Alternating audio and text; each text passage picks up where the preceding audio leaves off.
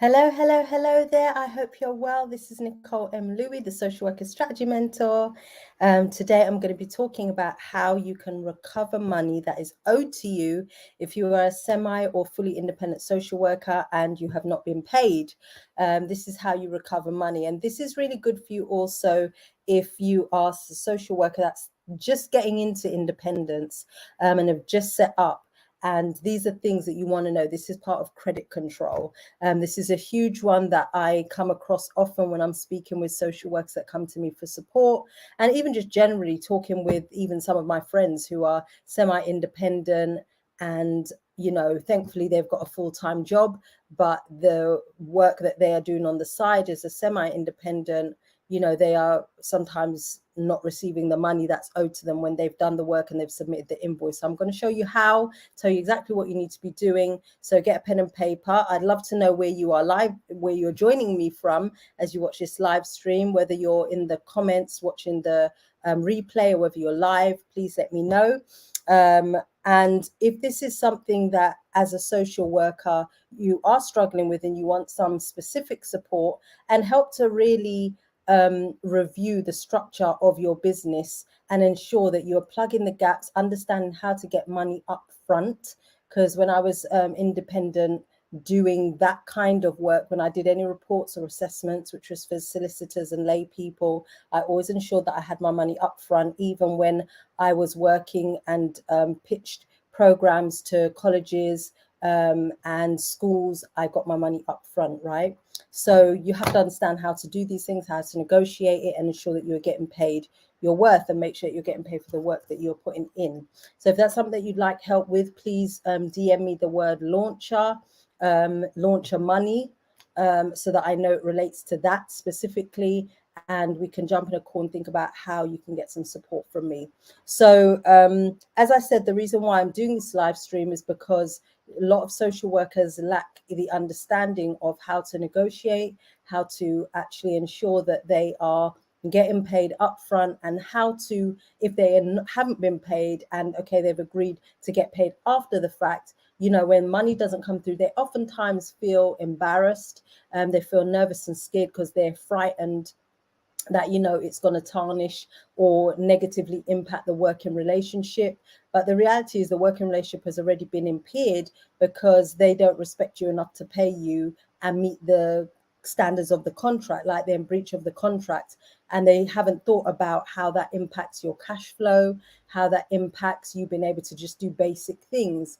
And so it's really important that you are thinking about yourself and thinking about the fact that you are a business, and so you have to operate as a business and have things in place that lets people know you are serious. You are very serious about providing a high quality standard of work, but you have to be equally as serious when it comes to you getting paid, because that means that you're able to eat, your family able to eat, you're able to invest and do more for the clients that you're serving. And just out of respect, like, you've got a contract, you have to keep your end of the bargain. And I think social workers are used to being at the crappy end of the stick. Like, social workers are used to local authorities, other organizations being in breach of contract and nothing really happens. They don't do anything about it. They just go along with it and continue in some ways to be exploited. And so this will help you to really be able to advocate for yourself, to know exactly what you need to do. So if you haven't already, get a pen and paper. And as I said, if you are new to independence, or you've just got into it, or you're semi-independent or fully independent, and you know that you're struggling with this, jump on a call with me. Let's talk about how we can work together and get your business tightened up and restructured so that actually you are not having to deal with things like this. Okay, so you're going to write an email to them. All right. And the email is going to have an introduction, a middle, and an end. And I'm going to give you some wording that you could get. I actually have a template that like an email template where I've written this, and where you can have an actual structure. So all you've got to do is swap out the information. And again, things like this is what I do when I'm with my mentees. So if they are struggling, but also prior to that, when we are setting up their business, they get terms and conditions as standard, and they just have to take out the information where it says your company name. For example, they put their information in. So it's several pages long, so they won't have to deal with things like this. The precedence is set right from the beginning. So if you haven't got things like that in place, again, have a conversation with me.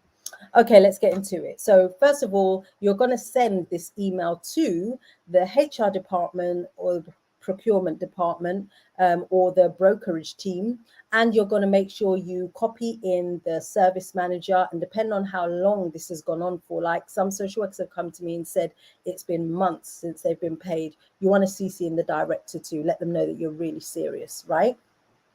And then subject is going to be outstanding balance, and put the name of your company. All right. And then you're going to have in the body of the email, you're going to have an intro, a middle, and an outro, a conclusion. So your intro is going to look something like this, say something like this. You're going to share why you're writing, okay? The middle is going to be what you're requesting, and the end is going to be just like the buffer and saying what the repercussions will be, and talking about how you want to move forward, essentially. So your intro is going to be, as I said, why you're writing. So you're going to be sharing that you're writing with regard to the outstanding amount. You're going to highlight and make mention of the specific invoice or invoices it may be, and you're going to make sure you put the numbers and the dates of these invoices so it's clear, and you can make reference to them either by way of putting them in bullet points or attaching them as a spreadsheet. And if you do it as a spreadsheet, it will tally. You can do a sum where it will work out the amount that's outstanding and all that kind of stuff. Okay, so that's going to be your intro essentially. So this is not going to be a very long, meaty email. You want to get straight to the point, make it clear, there's no frills, and you're making sure that they, the information is just clear so they can get it immediately and just take action. So now your middle is going to be what you're requesting. So you're going to highlight the work that this relates to, that these invoices relate to. So if the work actually relates to, if it's several invoices and they relate to different things, you might just want to put it in brackets at the end of the invoice number, the date, put it in brackets what it's for, just as a reminder. And then you want to request, put in your request now. You're going to now you're going to highlight the amount of days, weeks, or months it's been outstanding. Okay, so you can actually put, the invoice date will show what it is. So maybe in brackets also, you can actually put down outstanding for, and put that in red or a different color. Okay.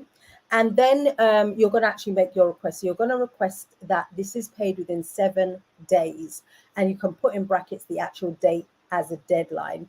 And you want to make sure you're saying days, not working days, because depending on where you are and depending on what day of the month this is, if you're really wanting to recover this money so you can pay bills at the end of the month, you do not necessarily want to say working days, because that can spill over into a whole nother week. Which could mean, depending on, as I said, what day of the month this is, this could actually go into a whole new month. So you want to make sure that you're saying days and not working days, okay? And make sure you're clear about the date. And then your ending now is where you are going to be saying to them that, late payment fees will be applied. And you can say the late payment fee will be £40 for as a reminder, for every reminder that is sent. And reminders are sent every 3 days, okay, every 3 days. And so you have to make sure you're on top of it and that you're actually going to fulfill that. So every 3 days that it remains outstanding, you are going to now from this point be charging.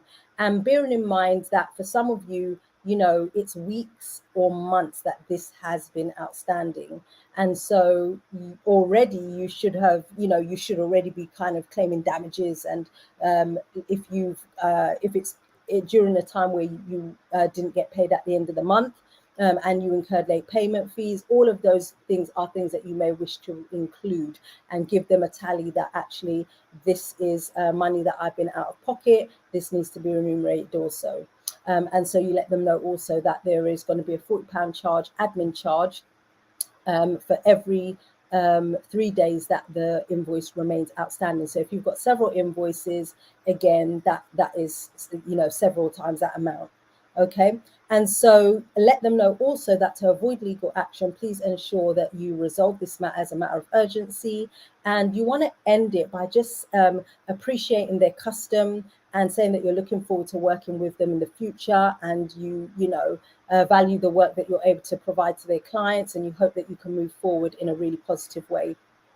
Now, for some of you, you may decide, I'm never working with this organization or this agency or this local authority again, and that's fine.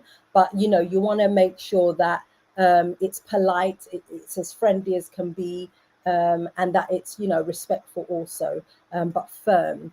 And so then you sign it off as, director of, and you put the name of your company.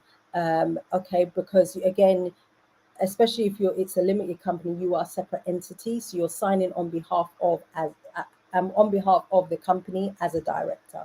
Okay, so make sure that you do that. And you can also say in there that all future correspondence relating to this matter needs to be in writing. So you're going to avoid kind of getting on the phone and having any conversations where someone's going to try and sweet talk you out of it. Make sure that it is very, very clear what your expectations are. And again, this is because you've done the work. Now, if the invoice is like just a couple of days over at this point, or 3 days, you might just want to write to them and say, hey, I noticed that this invoice is outstanding. Please can we ensure that this is paid by, and give them the date. And if it goes then beyond that, then you want to implement this strategy. This is what we call credit control in the world of business. Everybody does it. Local authorities do it when people owe them stuff.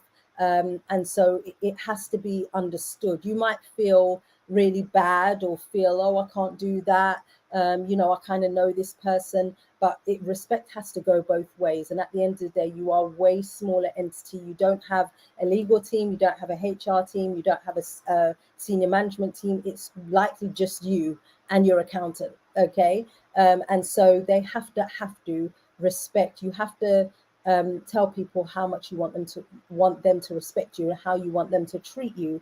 And you have to have boundaries. And this is something that as social workers, we're not necessarily very good at doing in our day-to-day, which is why we work way over the contractual hours. We work over and above to a point where we neglect ourselves and our families. And so if you are going to be serious about having a sustainable, independent social work business, these are things you have got to do. So it's always been about respectful and polite, and, letting them know that you appreciate them as people who have trusted you to do work. But they have to also know that they have to respect you as a business and see you as a business. And that means you have to operate like a business. Okay. So I hope this was helpful. Again, if you are a social worker that's just new in this, if you are semi-independent or fully independent, and this stuff you struggle with, there's likely gaping holes in your structure. And we want to make sure that we fill those. So get in touch with me. Let's see if we could jump on a call and see how we can assist you. So you can DM me the word launcher money, and I will know it's about that. Hello, Ibrahim. Lovely to meet you. Thanks for joining. So you're asking, Ibrahim, how can I apply that to my business? So yeah, this is relating to business. This is called credit control. So if you have money that's owed to you, outstanding, and not just for local authorities or agencies, it's obviously relevant to the social work industry because those are the people that I serve, social workers. But any business that you're in, this is very relevant. People need to respect you. And there may be times where it's an oversight, but I can say from experience, there are times where it's not just an oversight, it's kind of like thoughtless. They've dragged their heels on things. They haven't bothered to put in the request to their payment team, and you're at a loss. Meanwhile, they've been paid their salary and they can pay their bills. So, you have got to be like, this is non-negotiable. And I've had to do this myself. I did it one time where I did a piece of work and the invoice was split between a very well-known organization that represents children in the UK, a soliciting firm, and an individual. It was split between those three ways. And I had to implement this myself, and believe I got my money very quickly. I've had to, with soliciting firms also, I've had to do the same with a soliciting firm in my very early days, and actually refused to work with them. And they came back to me 4 times and said, okay, look, if I can get my manager, who was actually the owner of the firm, to agree to your terms, will you do the work? Because they liked my work. And so I then agreed on that basis, but it meant they had to stick to my terms and did it the way I wanted it done. And so be very clear about what you want, why you want it, and don't be afraid to stand up and speak up for yourself politely, respectfully, but very firmly. Okay, I hope this was helpful. Any questions, put it in the comments and I'll come back to you. Take care.